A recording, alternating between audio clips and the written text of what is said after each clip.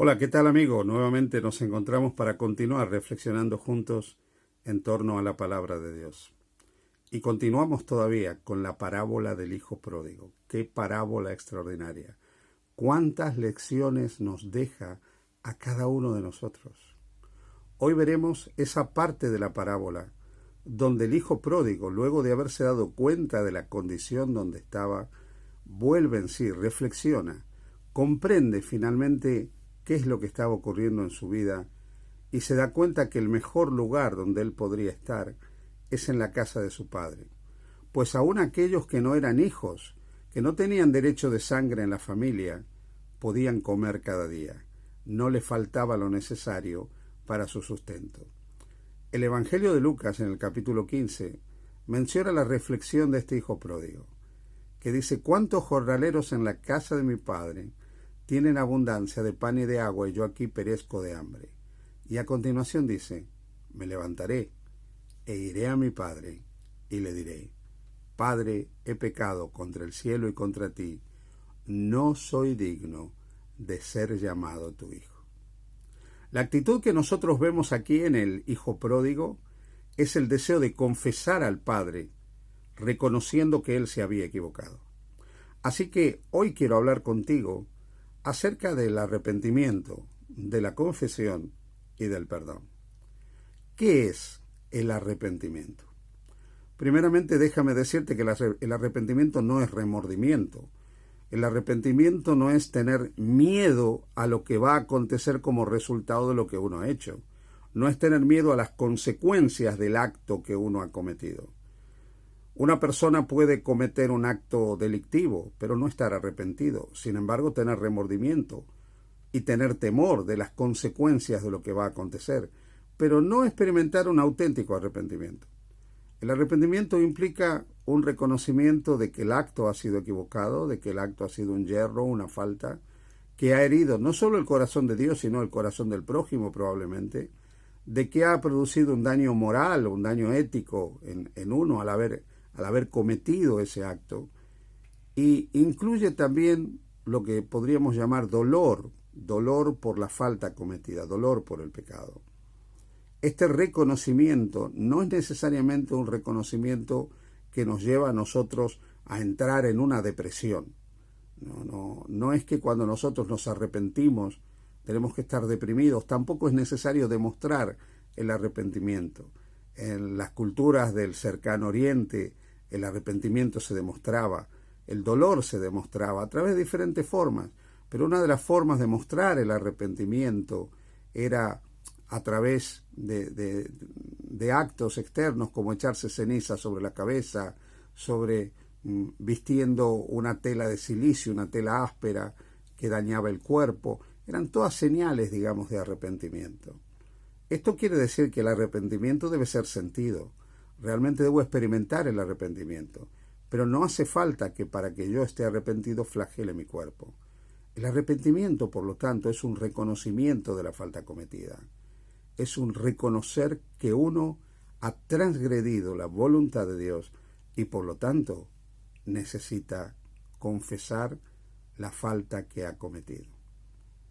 Cuando Moisés recibió instrucciones de parte de Dios, una cantidad de instrucciones que están en el libro de Números, Levítico, una de esas instrucciones que Dios le dio a Moisés era que cuando una persona cometía algún pecado, debía, cuando se daba cuenta de la falta cometida, confesar ese pecado.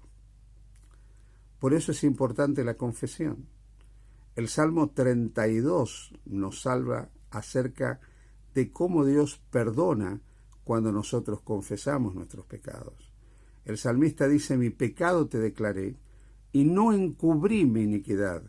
Dije: confesaré mis transgresiones al Señor, y tú perdonaste la maldad de mi pecado.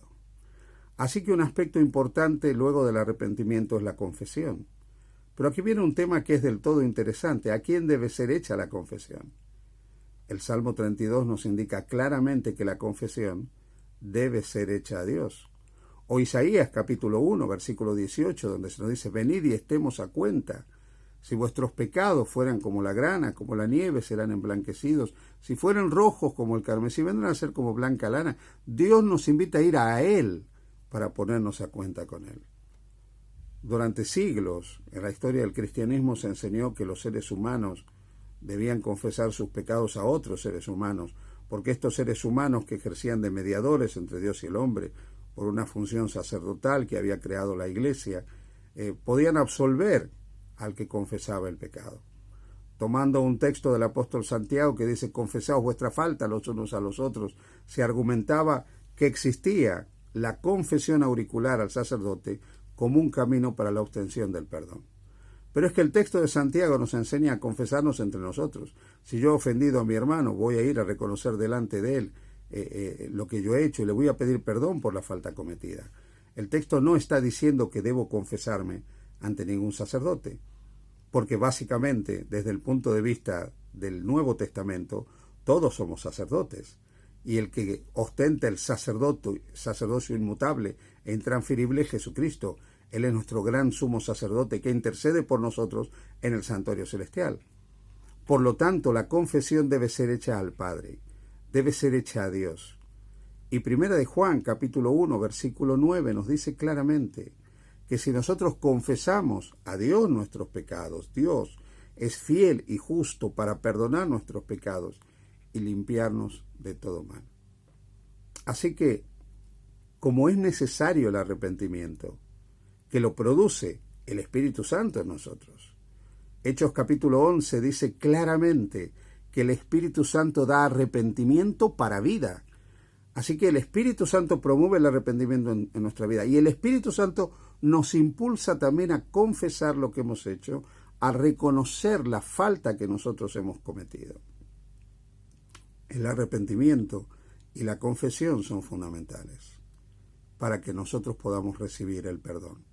Arrepentimiento para con Dios, confesión hecha directamente a Dios, y automáticamente está la promesa que si le confesamos a Él nuestros pecados, Él es fiel y justo para perdonar y para limpiar. Primera de Juan capítulo 1, el versículo 9.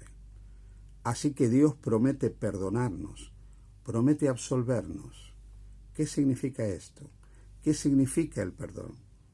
El perdón es simplemente que Dios me conmuta la deuda que yo tenía, me perdona la deuda que yo tenía, que Él me libra de la condenación y de la culpa por la deuda que yo había adquirido.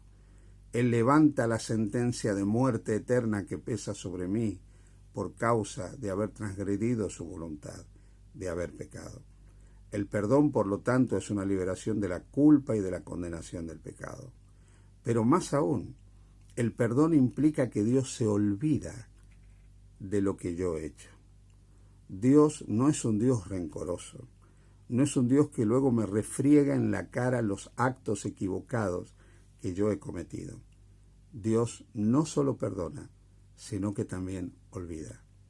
Y no solo perdona y olvida, sino que también finalmente borra el pecado, como lo enseña claramente tanto el Antiguo como el Nuevo Testamento.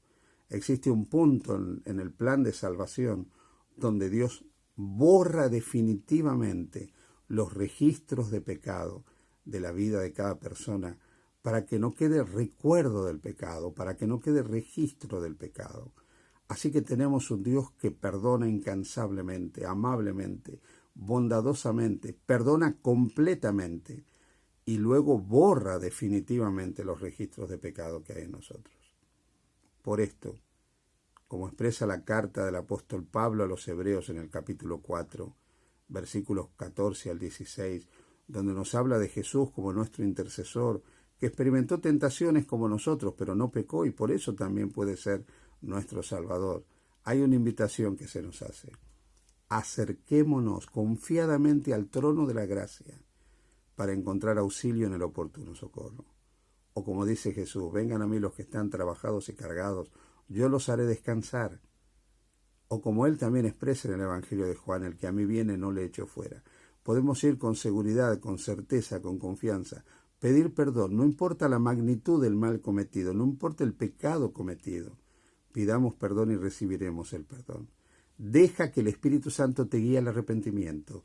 Deja que el Espíritu Santo te guíe a la confesión y acepta y disfruta del perdón de Dios. Que Dios te bendiga. Feliz día junto a Jesús.